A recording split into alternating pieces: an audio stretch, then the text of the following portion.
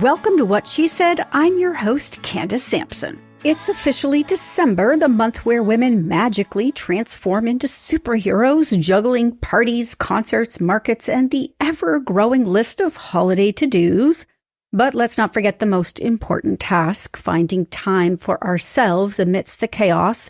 So as you dash through the snow or the shopping mall, let What She Said be your festive companion, offering a mix of laughter, insight, and a much-needed break from the holiday hustle. Here's what's on the show's festive platter this week. Kicking things off, I chat with Kristina Cleary, a powerhouse in promoting gender equality and empowering women in leadership. As the founder of ACCELLE, Kristina brings a wealth of experience to the table. Today, we delve into a topic that hits close to home this season: why women, especially those in leadership roles, are feeling more overwhelmed than ever. It's a candid conversation about the challenges and solutions for women who are doing it all. Next, I'm embracing the holiday spirit with a twist of kindness and adventure thanks to Jana Hallam, the creative brain behind Wonderwell.ca and the adorable Kindness Mouse. In a world where parents are navigating the pressures of holiday traditions like Elf on the Shelf, Jana offers a refreshing and mindful alternative. We explore how the Kindness Mouse is revolutionizing family traditions during the holidays and beyond. And Brodie is back with her weekly dose of entertainment. This time we're delving into Bradley Cooper's epic Maestro, a film he wrote, directed, starred in, and produced, celebrating the life of cultural icon Leonard Bernstein. Plus, Anne gives us a scoop on the holiday movie of the season, Candy Cane Lane, with Eddie Murphy, now streaming on Prime.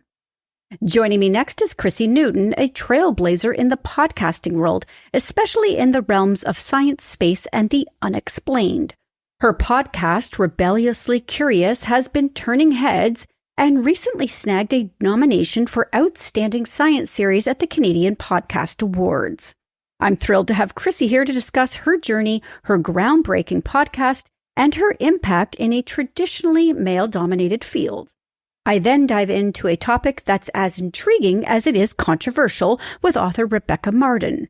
Her new book, The Work Boyfriend, offers a riveting look into the complexities of workplace relationships and the fine line between professional and personal boundaries. Set against the holiday backdrop, it's a story that might hit close to home for many. Wrapping up today's show, I have Julia Hu, co-founder of Mr. and Mrs. Bao, a culinary gem in London, Ontario, known for its mouth-watering bao buns. We'll chat about the realities of running a food service business in 2023, the challenges they face, and why supporting small, locally owned restaurants is more important than ever. So, as we navigate this season's merry madness, let What She Said be your companion, offering a mix of thought-provoking discussions, entertainment, and a sprinkle of holiday cheer, right here on Blast the Radio. In today's first interview, I'm joined by Kristina Cleary, a trailblazer in advocating for gender equality and empowering women in leadership roles. With her extensive experience and as the founder of ACCELLE, Kristina has unique insights into the challenges women face in the professional world. Today, we're discussing a crucial topic, especially this time of year: why women are feeling more overwhelmed than ever, especially in leadership roles, and what can be done about it. Kristina, it's an honor to have you join me on What She Said. Thank you so much for having me, Candace. I'm excited to be here. So from your experience, why do you think women, particularly in senior positions, are feeling increasingly overwhelmed? Well, I think that there are so many reasons for this, and there's not necessarily one answer, but let me focus by highlighting the number one issue I see women struggling with over and over. And that is when we progress throughout our careers and our lives, so not just professionally, but also personally, we take on more and more. And women have such tremendous ambition, which I think is absolutely amazing. And that can both help us as well as harm us, because what happens is we end up saying yes to everyone and everything, which is great, except for it does often lead to overwhelm. And one of the things that we're never taught and that we typically don't spend a lot of time on is the fact that we do have to learn how to set boundaries and be a little more intentional about what we are saying yes to and what we are saying no to. And so I find overwhelm is often, a result of us saying yes, yes, yes, yes, yes, until we realize we've run out of time, we've run out of energy, and, we need to give ourselves a break. Absolutely. And even I think for entrepreneurs out there listening, it's not so much that we're saying yes to other people. It's that we bite off more than we can chew because we want to do so much, right? We feel this drive. It's crazy. Absolutely. And I thought, I've lived in both worlds now. I was in the corporate industry for over 20 years and now as an entrepreneur. And I remember thinking when I left the corporate world, okay, I'm going to take a sabbatical. I need to, recharge. I need to refuel. And when I decided to start my own business, I thought, you know what? I really want to lean into having more flexibility, having a little more time to focus on my children and my family. And what I realized in the first 2 years is that, it wasn't as easy as just changing roles or changing companies or having a new vocation. This was all inherent in me that the roller coaster starts and you get so ambitious and you start taking on more and more. And it didn't matter that I no longer had a boss telling me what to do. I was taking it on and I was the one creating the overwhelm. So we are very much, sometimes the problem ourselves. Oh, I think we have a whole other discussion right there, but let's stick with this one for now. So let's move on to burnout a little bit because, how does it manifest differently for women in leadership roles? Yeah. I find one of the number one reasons for this is because, we worry about everybody else. So we take it all on ourselves and we're very hesitant to delegate and lean on other people. Because we are so busy ourselves, we think, oh my gosh, I'm so busy. Like, I don't want to overwhelm my team, or I don't want to overload Janice, or I don't want to overload Stephanie. So then we hoard it to ourselves and we end up, becoming, again, like part of the problem. If we became more comfortable in realizing that in order to be a more senior and to be a more effective leader, we have to delegate. We have to lean on others. And we have to become comfortable at that. It's almost like this, a muscle that you have to exercise is how to, delegate, how to lean on others and how to, leverage the resources around us so that we aren't doing it all and we don't burn out at the end of the day. Do you have any advice then for women struggling to set healthy boundaries in their professional and personal lives? Absolutely. So I think, first of all, like really understanding what boundaries are and what setting boundaries means. I look at setting boundaries as a leadership skill, just like any other skill, whether it be public speaking, whether it be, the art of effectively running meetings, etc. Setting boundaries is a skill that we have to learn, we have to understand, and we have to lean into and exercise. Just like every other leadership skill, setting boundaries is a skill that can be learned and it can be practiced. So understanding, what are your boundaries? What are the rules that you are going to live by as a professional and also in your personal life? Because, setting boundaries can also be very difficult outside of your professional career, whether that mean, what we're saying yes to with regards to our children, our families, or our partners, or our friends. We all know, there are sometimes we have relationships that are not necessarily doing us any good. Setting boundaries when it comes to relationships. So setting boundaries is a life tool that needs to be applied not only when it comes to a leadership role, but also in those roles we play outside of the office or the workplace. I love so much that you identified this as a skill. I can't emphasize that enough because, we often hear this. We hear it all the time. You need boundaries. You have to set boundaries. Yeah. That's great, but you need to tell me how to do it. Yeah. Nobody ever showed me. How do I do it? Exactly. And we're never taught this. This is the one skill that when you think about your whole life as a child, you're taught to say yes to your parents. Then you go to school and you're taught to say yes to your teachers. Then you go to post-education or your first workplace and manager and you're taught to say yes to your leader. You're taught to say yes to your professors, etc. You're never taught to say no. You're never taught that maybe you should push back, and you're never taught how to do it in a way that is still professional, and that is received by the other party as well. Absolutely, I couldn't agree with you more. And another thing that women are really conditioned for is people pleasing. Yes. So how does this impact our professional journey, and what steps can we take to overcome this tendency? Yeah, I think that women in particular have this people-pleasing gene that is just in our DNA, and we want to make everybody happy, which means putting ourselves last a lot of the time. So I think that it's important to understand, what makes you happy. And as I mentioned before, I really think that there's an important exercise when it comes to understanding, what are your top 5 values? What are the rules that you want to live by? And I think that will play an important role in terms of being more aware of when you are just saying yes for the fact of pleasing somebody else, or if you are saying yes to things that are in alignment with your own values, and in alignment with the things that are going to progress you to your goals.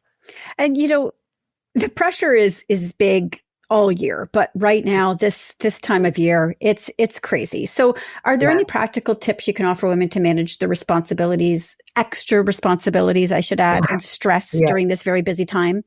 Yeah, 'tis the season, right? So an exercise that I often do with my clients right now is I have them, put themselves 30, 60 days into the future. So if we were to, transport ourselves to January and we were to look back on the holiday season, I would ask them, what makes the holiday season successful for you? What would that look like? If you were looking back and you were to say, that was such a wonderful time of year, it was so successful.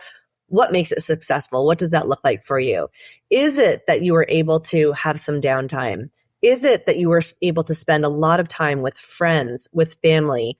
Is it that your table and your house were beautifully decorated? What is important to you? And then knowing what that looks like, it's that vision that we want to start with, is creating a plan and ensuring that we are executing and that we are focused on the activities that are going to help bring that vision to life. Not somebody else's vision, not the visions that we see on Instagram and Facebook and social media all over the place of what they think the perfect holiday season looks like. But again, all of this is in alignment. So understanding what you want, what success looks like, and then ensuring that you're setting boundaries and only focusing on the activities that help bring that vision to a reality. Incredible. Kristina, your insights are not just enlightening, but really empowering. So I want to thank you for sharing your wisdom with listeners today. Where can they find you and connect with you? Yeah, so people can reach out to me anytime by email, Kristina with a K at ACCELLE, ACCELLE.com. They can go to the ACCELLE website, which is again, ACCELLE.com. And they can also connect with me on Facebook, on LinkedIn at Kristina Cleary, on Instagram at Kristina Cleary. I'm on social media, so all you have to do is Google me and I'm sure you'll find a link that'll take you to me. Yeah. And I want people to connect with you. They need to start building that skill, right? Of, boundaries. Yeah. I would love to connect with your audience. So I encourage anybody to reach out. I'd love you to become part of my circle. And I look forward to continuing the conversation, whether it be over social media or perhaps in a workshop or a seminar or on a Zoom webinar. I would love it. Incredible. Kristina, thank you so much. Thank you.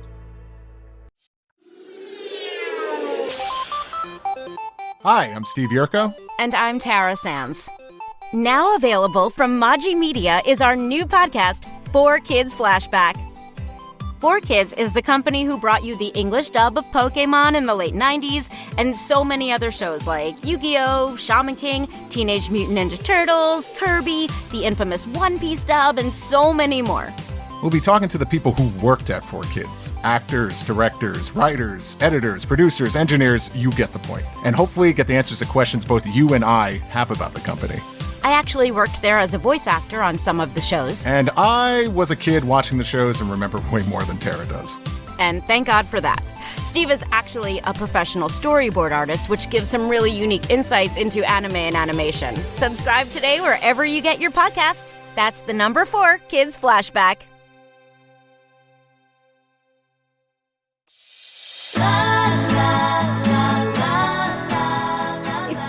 Saturday Night at the Movies, and Brodie joins me now with the latest in entertainment for us. We are starting off with a couple that focus on music this week.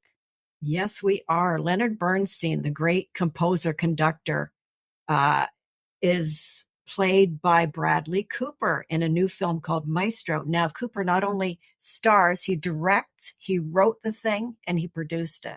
So, and it's an epic. It's absolutely beyond the pale. The cinematography is so intense, and it swirls and sweeps and moves. And his vision, a huge vision, a macro vision and a micro vision, it just all swirls together. It's intense, and sometimes it's almost too much. It's so full of emotion and tension and stuff that you almost need a breather from it. But it's quite brilliant. And now Steven Spielberg was originally to direct it, but he told Cooper to do it. And I mean, Cooper did a very, an outstanding first job.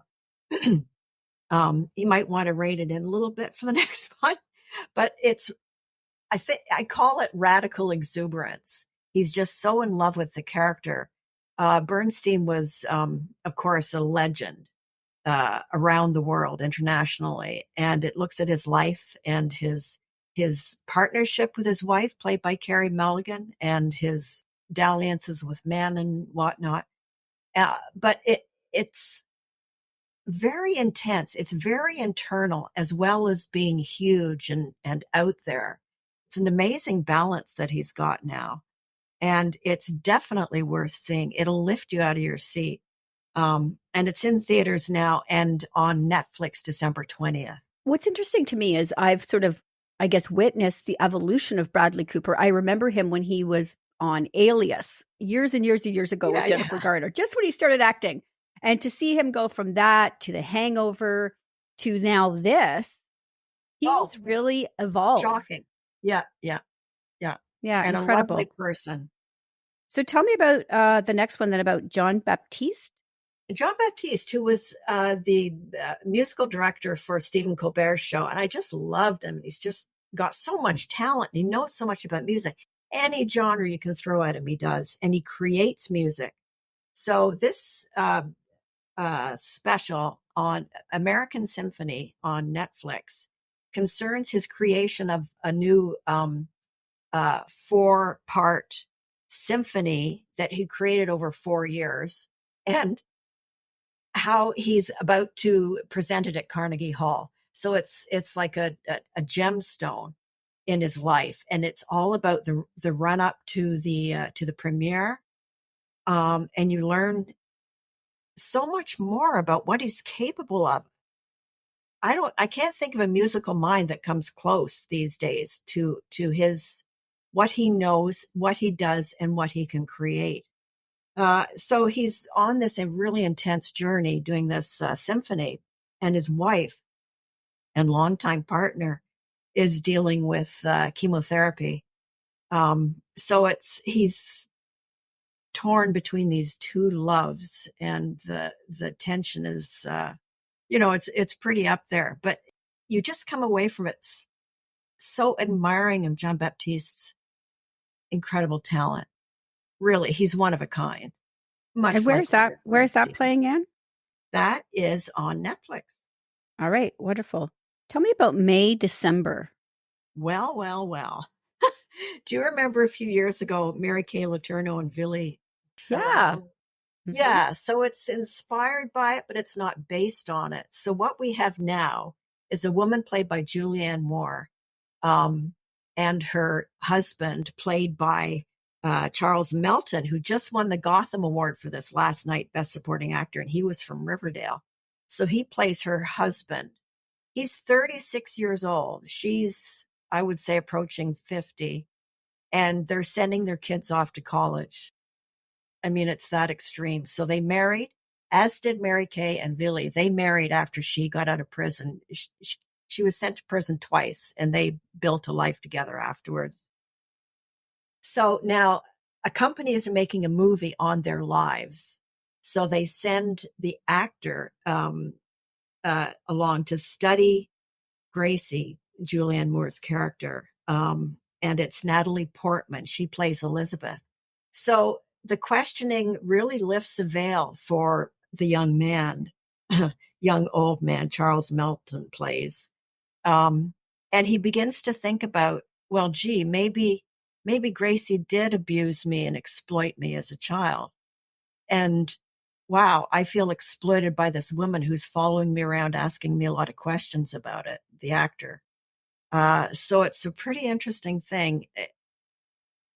And Julianne Moore plays this character who is so removed from empathy. She has no conception of what other people are feeling, just what she wants. And so you can see how in the past, her character might have abused a child for her own benefits. And of course, you know, that she was a teacher and he was a grade 7 student or thereabouts. So, you know, it was a tough situation. All right. So where's May December playing, Anne? It's in theaters now, and it's also going to Netflix. So Netflix is really building up its holiday array of films. Okay.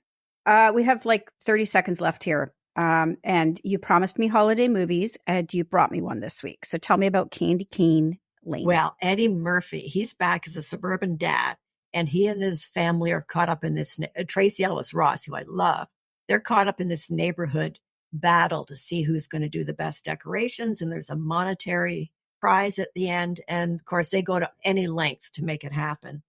And he's disgusted by the whole thing because he likes to do handmade wooden decorations. And he gets on the wrong side of an evil trickster Christmas elf called Pepper, who may help, may hinder. So it's cute. It's definitely for kids and family viewing, and it is on Prime Video. All right. Excellent. We'll see you next week with more. Thanks for joining me, Anne. Thank you. In this next interview, I'm thrilled to have Chrissy Newton join me, a trailblazer in the world of podcasting, particularly in the realms of science, space, and the unexplained. Her podcast, Rebelliously Curious, has been making waves and has recently earned a nomination for Outstanding Science Series at the 6th Annual Canadian Podcast Awards. Chrissy, it's fantastic to have you with me today to talk about your journey, your podcast, and the impact you're making in what often seems like a really male-dominated space to me. Thank you for having me. Honestly, it's been such a joy podcasting in Canada, and thankfully people listening around the world too. So just happy to be here and just excited to be able to talk about the show and everything else attached to it. So, well, congratulations first on the nomination. This is huge. And so can you tell us then about sort of the inception of Rebelliously Curious and what inspired you to start this podcast? For sure. So I've been a long fan and follower of the UAP topic. So if some people know what that is, that's unidentified aerial phenomenon, or UFOs. I've also been in love with science and technology since a little kid. So when the day that I was able to merge those together and be able to use communications and podcasting as that form, that's really what started it. So it's just a love and interest since a child, but also be able to, use the communications background I have. My background is in public relations. So I've always been on the other side. So finally I get to come forward and do some more related media and journalistic work, which is really wonderful. And your podcast covers a range of really fascinating topics from UFOs to futurism. What drives your passion for these subjects, and how do you choose what to explore in each episode? That's a great question. So the passion just really comes from, being curious. That's why it's called Rebelliously Curious. Always wanting answers. And I always say it's a little bit of like a learning curve for me at times where I'm learning about science and technology. So it's just something that I've always wanted to learn. So my burning questions, I feel that other people would have too. So, I don't think a question's too small or too big to ask when I'm talking to a scientist or someone from academia. So it's really just selfish a little bit for myself for a learning. And it's almost like a thesis, this podcast. But then also I ask questions that my listeners would want to know too, that are just as curious as I am. So that's really how that passion started. And just it's grown now into being something that I never thought it would be. And I can't help but think this must be a very male-dominated space. Is that accurate? 100%. It is very, very accurate. Sometimes it's hard to find guests with specific topics within academia because they are male. But it's nice to see that STEM is growing in the science and mathematics and engineering and all of that, that there's a lot more women. But yes, and I'm really the only women. There's not many of us talking about UFOs from an academic perspective. There's just like less than a handful, I'd say, around the world that are doing podcasts on it. So, and I'm lucky that a lot of those women are my friends. So we do support each other and we have this really great community. But yeah, I see that within the science community too, but it is changing. It's really, really changing. So I do try to emphasize both people from the BIPOC community, people, women as well, because we do have to show that there are multiple ideas that are going on within science and with engineering and mathematics that we're able to showcase, not just one perspective. I just quickly sort of glanced through the podcast, and you've had a really impressive roster of guests on your show. So can you share some highlights or really memorable moments from the interviews? Oh gosh, no one's ever asked me that. It's so funny. I've had so many people I've loved to talk to. So Lou Elizondo was one of my first larger interviews. He worked as counterintelligence within the Pentagon. And I've gotten to know Lou fairly well over the years now, and I've spent some time with him too in person. Really wonderful man. Christopher Mellon is the former Undersecretary of Defense. He worked in the Pentagon as well, not anymore, but he's done some amazing work within the UAP topic. Gary Nolan, who is the head of medical at Stanford, has been on my show. I've talked to people at Stanford Medical. I've talked to people at Harvard Medical. So I've just had so many wonderful guests that have been open to share their ideas. Also just, get curious with me. So I do feel very grateful to be able to have them on. I'm going to say, you just rhymed off all these impressive people, but who stood out to me was Dave Foley. Yeah. I forgot about Dave. Dave's become such a good friend. I love Dave. Dave loves UFOs, and I'm going to drop his podcast too, because he does have a UFO podcast. So go check it out. And yeah, he's become a really good friend. So yeah, Dave Foley is he's one of my favorite comedians. If people don't know, his work at Kids of the Hall is unbelievable. And he also has Kids of the Hall on Amazon right now, which I tell everyone to go watch because it's hilarious. But he really does love science and UFOs just as much as I do. So that's where our mutual passion comes from. And also, I'm a huge fan of his work, and I love anything to do with stand-up comedy or sketch comedy. So yeah, that's how that relationship started. Yeah. Oh, I love it. So how does your background then in PR and media, how does that influence your approach to podcasting, especially when discussing, really complex scientific topics that I think the average layperson may not understand immediately? Yeah, that's another good question. It's really looking at the information and knowing what are the best parts to tell and how to tell them in like real layman's terms for everybody. Because sometimes I get reports and I look at, theses or whatever it may be, or studies, and they're so enriched with, academia and words that you really do have to synthesize it into something less and something that's layman's terms. So watching other science podcasters do this, watching other science communicators, but my podcasting or my PR side has really helped me because I've been able to do more journalistic work, investigative journalism too within this show. So asking the hard questions and knowing that maybe what they're not going to answer and how they're going to answer it. Because the one thing I do teach in public relations is the tactic of cherry picking and bridging. So when you're talking to someone that's former Pentagon, or you're really trying to get into asking questions to, to reveal maybe some responses that maybe they haven't said before in specific shows, you kind of learn, which way they're going to go, or when they're maybe bridging to a positive, as we call it. So they're trying to get out of the question. So that's really helped me out of all the things. But yeah, I think overall, just the efforts and understanding of communications helps anybody podcast. What impact do you hope Rebelliously Curious will have on listeners, especially in terms of fostering a greater interest in science and space, I imagine, but what else are you hoping to sort of influence people on? Yeah, I want them to get curious. And I want them to see that science and these topics are really approachable and that anybody can get involved. And it doesn't take scientists, it doesn't take, people that have gone to these amazing universities to be able to really understand these concepts and how they apply to our life. So I am really like the average Jane, looking to ask questions and to understand, because let's be honest, I don't understand everything. My background, even though I have an interest in it, and I've been studying it throughout my life, but my background in education is not science. I wish it was, maybe in another life, but right now, that wasn't the cards I was dealt. So I'm very happy that I'm able to do this and people are responding to it and they like it. So yeah, I really want people to know that these topics are approachable and they're fun. And honestly, for the past 10 years and 20 years, science and technology has grown unbelievably, where that it's almost sci-fi. So like, it's just unbelievable, the stuff that we're seeing. So that makes it really exciting. And I want people to be part of what's happening right now. And the Canadian Podcast Awards are really significant recognition. So how does it feel to be nominated? Oh, it's awesome. I was surprised actually when I saw it, because I was like, oh, I'll just know, you throw yourself to see if you'll be nominated. And yeah, I was, and I'm around some really great podcasts. I believe one of the universities has one, a science podcast as well. So if I don't win, that's okay. I always have another years, but I hope I do, let's be honest. And yeah, I'm just really grateful to be part of such a great community. What advice would you give someone who's looking to start their own podcast in this niche, or maybe just another niche in general? Yeah, I would say just start it. Start the podcast. You will start to find your audience. Ways to find audience, funny enough, podcasters use X, or so it was called Twitter, before, and we still do. There's such a community there. There's also a podcasting community on Instagram as well. But find your community, find your niche, and start interacting with those people, and just start the show.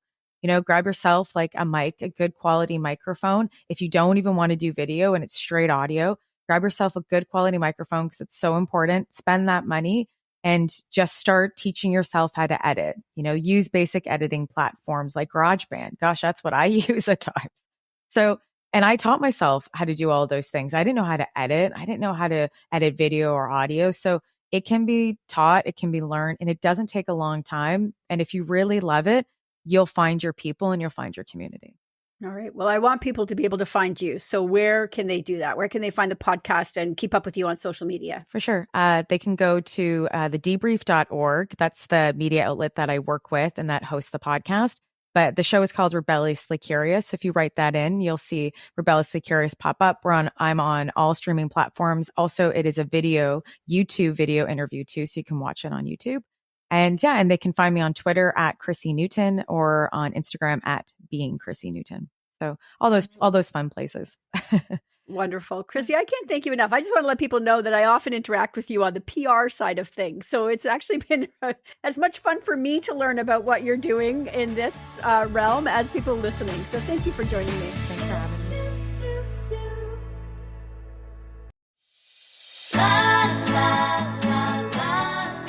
In this next interview, we're embracing the spirit of kindness and adventure with Jana Hallam, the innovative mind behind Wonderwell.ca and the delightful Kindness Mouse. As parents grapple with the pressures of holiday traditions like Elf on the Shelf, the bane of my existence for many years, I might add, Jana has introduced a refreshing alternative that focuses on teaching children mindfulness, kindness, and a sense of adventure all year round. So let's dive in and discover how the Kindness Mouse is changing the game in holiday family traditions. Jana, welcome to the show. Thank you so much for having me. When I first received this email, I sort of squealed with delight, because it's about time that elf gets kicked out of the house. I personally have issues with him. So can you tell us a bit about your journey and what inspired you to create the Kindness Mouse? Absolutely. So when my twins were 3, I was looking for an alternative to a very popular children's holiday tradition, and I was inspired to use play to teach good values in a fun and unique way, and not just confined to a season, but all year round. Combine that with coming out of the pandemic and being in a time where kindness couldn't be more timely, I looked at it as an opportunity to combine a fun play experience to teach these kind values. And how does it differ? How does using the Kindness Mouse differ from the Elf on the Shelf? So it's not confined to a season. This is something that can be used year round. And so we start with the story when a mouse is at your door. And so we learn about this mouse who's on a journey, much like all of us, seeking its place, longing for connection, and ultimately seeking kindness. And so the mouse convinces his family to let him embark on this adventure and stay in the home. And so we have this traveling mouse who delivers prompts for kindness, compassion, and inspiring the good within. It's really a flexible duration and pace, depending on if the parent wants to use it once a day, once a week, once a month, or as needed in the home. And so the hope is that children can see part of themselves in this mouse, and that this mouse carries with it a sense of purpose, meaning, connection, and ultimately more empathy in our lives. Something we need a lot more of. And I love that it teaches mindfulness and kindness. So how does the mouse, the kindness mouse, engage children in these important lessons? So when a child wakes up to see where this mouse has traveled, it's a pretty magical experience. So it's a small effort from a caregiver for a big response from the child. And so the mouse travels to fun, silly, or hidden places within a home. Doesn't have to be elaborate, but in that big response and these prompts, it's teaching kindness in a way that makes it memorable, shareable, and lasting. It's really a conversation piece in and out of the home. And so I'm curious about some of the adventures the mouse can take. So can you share a favorite story or activity that comes to mind with this cute little character? Absolutely. So there's 3 categories of prompts with the 24 card pack. And there's activity-based prompts, there's engagement, and then there's affirmation-type prompts. So one of the activities is, I fell down and made a mess, as you can see. It's a lot of work for a mouse. Will you help me?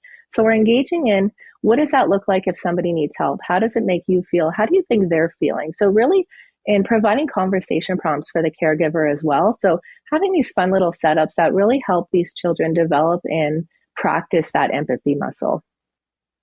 I love this so much. I can't say enough good things about it. So tell me about how you got started, because you went through the Accelerator Center, right? That's right. So the Accelerator Center out of Waterloo, that program has provided such incredible support, resources, a network of mentors, partnerships, and even seed funding. And so having access to the level of mentorship that was provided has definitely been a highlight for me. And when you have a community like the Accelerator Center behind you, it makes the challenges of entrepreneurship easier to overcome, because there are many.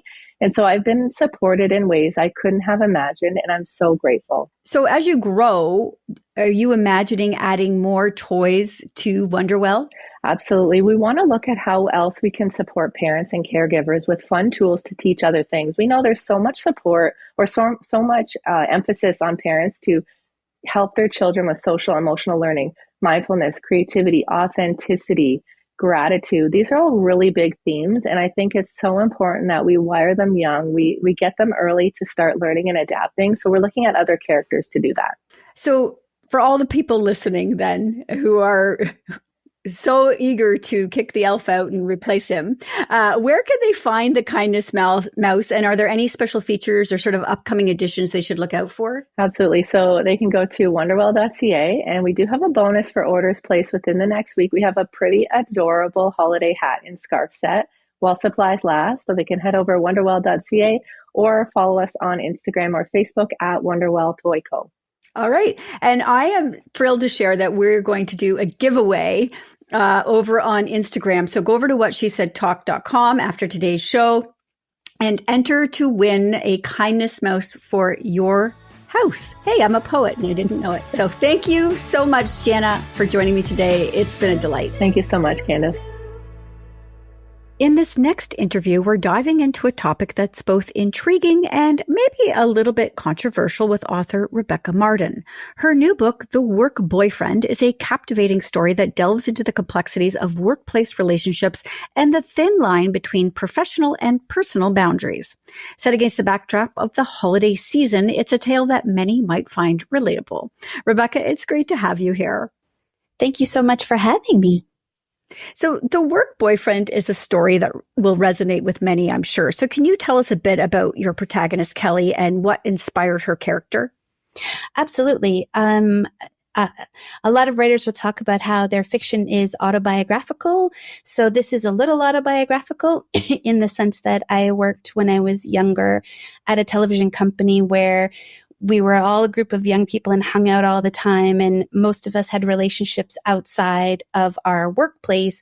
But then there were obviously flirtations and a lot of misadventures, nothing that really crossed the line. But I was really inspired to sort of look a little bit deeper at what would happen if that line did get crossed. And that was the inspiration for Kelly.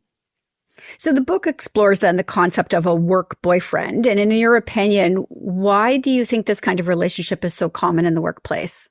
I think that it's absolutely inevitable when you spend so much time with people pre-pandemic, because now so many of us work from home, in a really sort of cloistered environment where you're spending lunchtimes and working late and outside of work, sort of socializing with the same group of people, that it's inevitable that flirtations and attraction develops.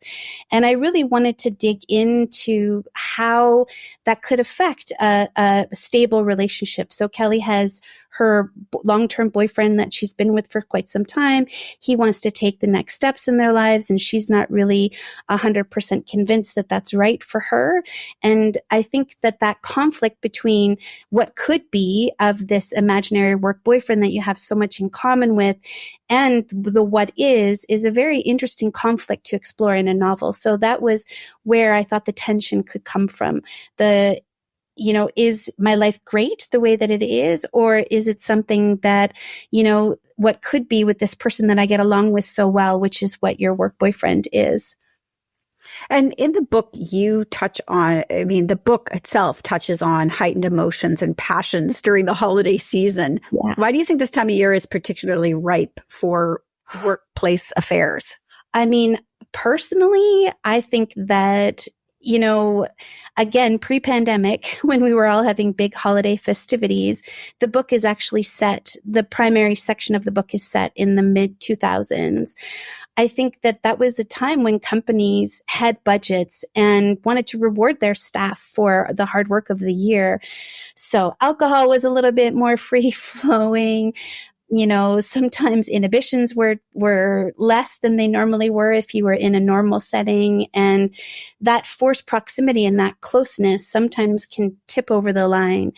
And I really was very interested in what is the line? Like, where is Kelly going to be on the line and where is she going to perhaps be over the line? And I think the novel really plays with both. It was really important to me that she be messy, because I think that state of your life, like in your early to mid 20s, when you're really trying to figure out who you are, you're really ripe for making mistakes. And I think the easiest place to make mistakes is when you become an adult for the first time at work. So you're going to be more inclined to fall into an affair or all those kinds of things. Not saying that happens with Kelly, but when your life is not 100% set yet. I don't know if I'm explaining it exactly the way that I was imagining it, but she's not an adult yet. She was pretending to be an adult, but she's got to go through this mess to really figure out who she is. And that was important to me. Emotional affairs, a lot of women will say an emotional affair is just as bad, and they often start in the workplace. Yeah. How do you think these compare to physical affairs in terms of the impact on personal relationships? Oh, I am not a psychologist and I'm not a marriage counselor.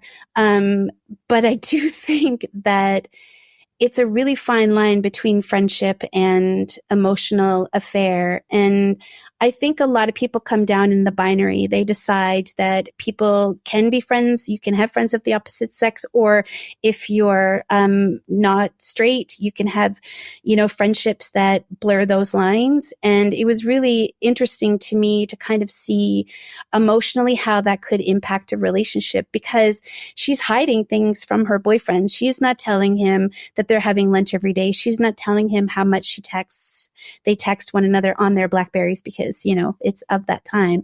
And I think that what's really interesting is exploring how far you can push it before you really go over the line. And finally, what do you hope people walk away or take away from Kelly's journey and the choices she faces in this book? I really want people to know that it's okay to make mistakes, and that it's okay for your life to change, and to just embrace it if you can, and be messy, because when you come out the other side, you're going to be happier for it. Wonderful. Rebecca, it's been a delight. I actually can't wait to read this book. So can you tell people where they can find it and how to keep up with you?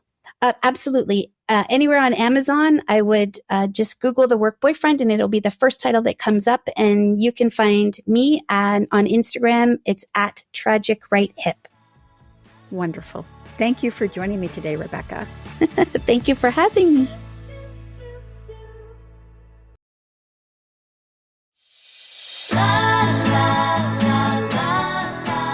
In this this next interview, I'm joined by Julia Hu, the co-founder of Mr. and Mrs. Bao, a popular eatery located in London, Ontario, known for its delicious and authentic bao buns. In today's conversation, we'll delve into the realities of running a food service business in 2023, the challenges faced, and why it's crucial for us as consumers to support small, locally owned restaurants. Welcome to the show, Julia. Thank you, Candice. It's great to be here.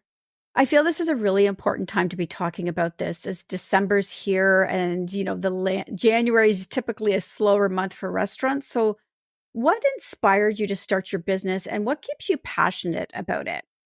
Well, the business actually started back in 2017. My partner and I were feeling really homesick, actually. We were missing authentic Asian cuisine, stuff that my grandma used to make. And so we thought, okay, so how maybe other students and other young professionals are feeling the same way. So maybe we can do that and offer our products on campus. And we did that and fortunately received a lot of positive feedback from the community. Right around when COVID hit, we realized that actually maybe people were feeling really lonely, not having the opportunity to interact with others in the community because everyone was sort of stuck at home. So then we decided to open our restaurant, Mingle by Mr. and Mrs. Bao, because we thought that it would be a good opportunity for people to come and enjoy good food and also interact with others in the community. So it's a little bit of how we got started. But the food service industry has really been under a lot of pressure. So how has it changed in recent years, especially with the pandemic? And how have these changes impacted your business? I'd say there's a few waves of major changes, and it took some adapting and pivoting our idea.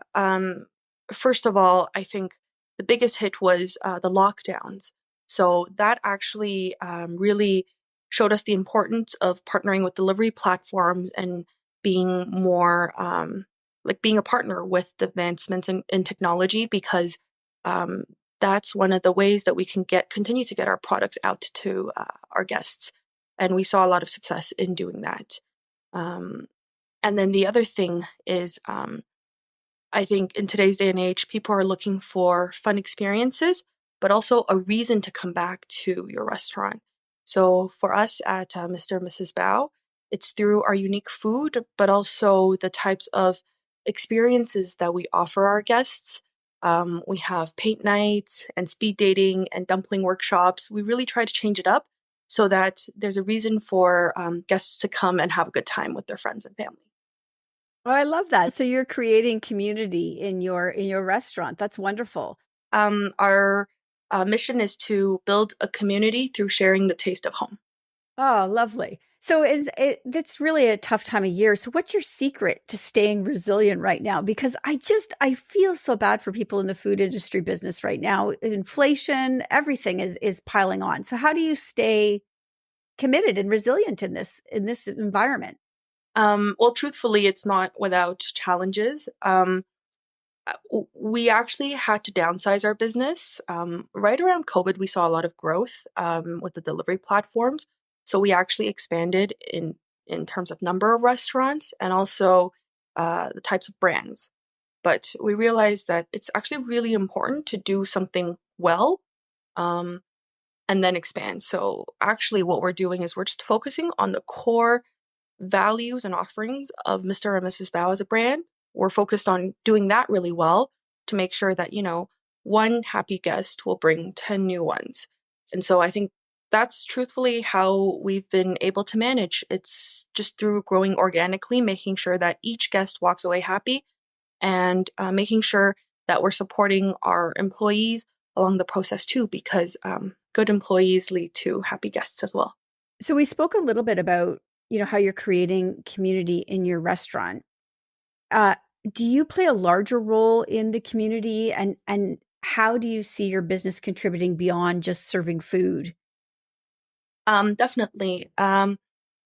We participate in the community by participating in other events. For example, we were at Busker Fest in Toronto, the Epilepsy Christmas Market. We're partnering with the London Food Bank to provide donations to people in need. We are a hub for entrepreneurship classes. We've had a very recent opportunity to host a Western Founders networking event for young and aspiring founders and entrepreneurs. And so in these activities, we try to promote and be a positive impact in the community. And we do try to give back at any time that we can. We often sponsor clubs at Western University, as well as community activities, such as fundraisers that different people do. Yeah. Well, I'm going to be in London in a couple of weeks, so I'm going to do my very best to get by Mr. and Mrs. Bao when I'm there, because it's clear that this is more than just a restaurant. It's a passion project that enriches the local community. And I really encourage listeners right now to support local businesses like Mr. and Mrs. Bao, no matter where you're located, and experience unique flavors and experiences from your local community, because it's really important. These restaurants need us more than ever. Julia, thank you for joining me today. You're shining a light on, I think, what's the reality for a lot of small business owners, especially in the food industry. So thank you for joining me today. Absolutely. Thank you, Candace. It's my pleasure. That's it for What She Said this week. Stay up to date with my newsletter by signing up at whatshesaidtalk.com, and be sure to follow on social at What She Said Talk on Facebook, Instagram, and X for videos of these interviews and more. You can also catch me on TikTok and Threads at Candace Said. Finally, be sure to subscribe to What She Said with Candace Sampson wherever you listen to podcasts to catch past episodes and extended interviews. I'll be back next week with more What She Said.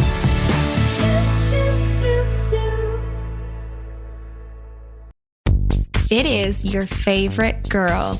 That's right, it's the Allie Mars, the one and the only. Everyone else just ain't me. I am the host of Welcome to Mars, a lifestyle podcast where nothing is off the table. I have come a long way from sex and dating, and have transformed the new vibe to all things lifestyle. We still talk sex, but I'm more interested in the journey, where people have come from, how they made it, and where they're going. Subscribe or follow to a brand new look and a brand new era. Welcome to Mars. Subscribe or follow on Apple, Spotify, Google, or at thealliemars.com. Because even with the new look, I'm still that same bitch you love to hate. Come on a journey like no other, where you will discover many roads that will lead you to a happier, healthier, and more stress-free life. And the beauty is, you don't need any vacation time for this adventure. The journey will come to you. Join Avery Rich on your very own journey into yoga. Along the way, she will demystify yoga poses and guide you into a yoga posture or short sequence, all in less than 15 minutes. You have nothing to lose but stress. The Journey into Yoga podcast. It's not for people who like yoga, it's for people who don't like yoga. Follow or subscribe on Apple Podcasts, Spotify, Amazon Music, or at averyrich.com. Another Sound Off Media Company podcast.